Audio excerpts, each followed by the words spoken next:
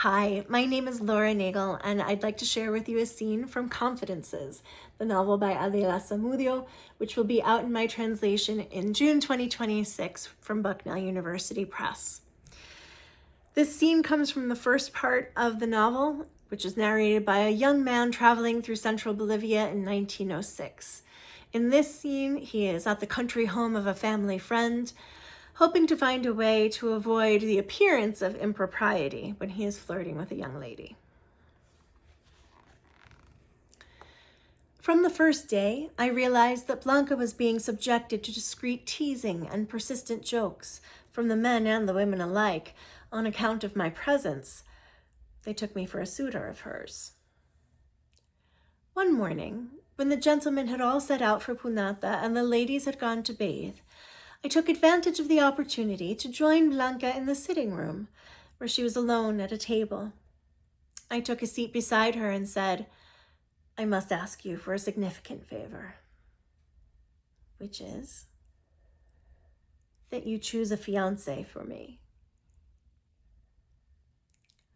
I took a moment to enjoy her perplexity. Then, with a smile, I took a packet of photographs from the satchel and explained myself. "I've noticed the people around here are very flippant about certain matters. Wouldn't you agree that for an outsider hoping to keep clear of rash assumptions, it would be most convenient if he were bound to an engagement, making him verboten, as they say?" She understood at once and enthusiastically resolved to support me in my plan.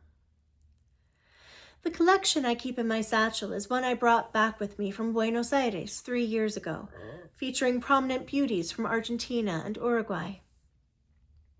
We set about selecting the prettiest among them and thinking up a name to give her. She pointed out that we'd need to agree on her background so as to avoid giving contradictory accounts. "I'll put my trust in you," I said. "And I shall be certain to spread the word, advising the utmost secrecy each time I speak of her." "How naughty you are." She chose a lady from Montevideo with dark, passionate eyes and suggested a romantic background for her. "Italian, the widow of a suicide." "I can't stand widows," I said. Then she chose a different type and changed the story.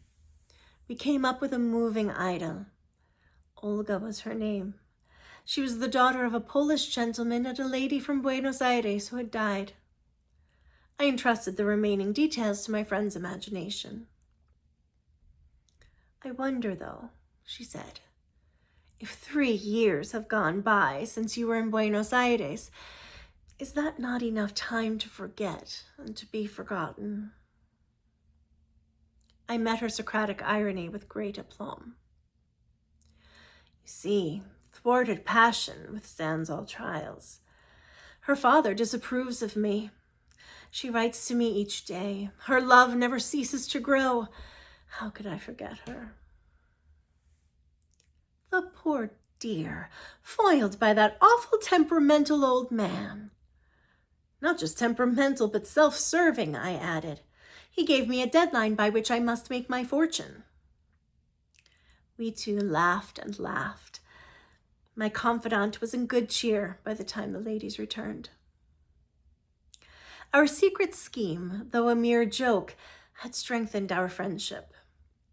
Now, while I affect wistfulness, she divulges my secret, deploying a cheeky flair that is genuinely charming. Gracia, having been made aware of our ruse, finds it all quite entertaining. She told me that one of the ladies, the cattiest of them all, was repeating her suspicions of me the other day, but Blanca convinced her otherwise, exclaiming with cunning naturalness, "As though the poor man were in a state to notice anyone. She was in Valparaiso at the time of the earthquake, and he hasn't had a word from her since. He's at his wit's end."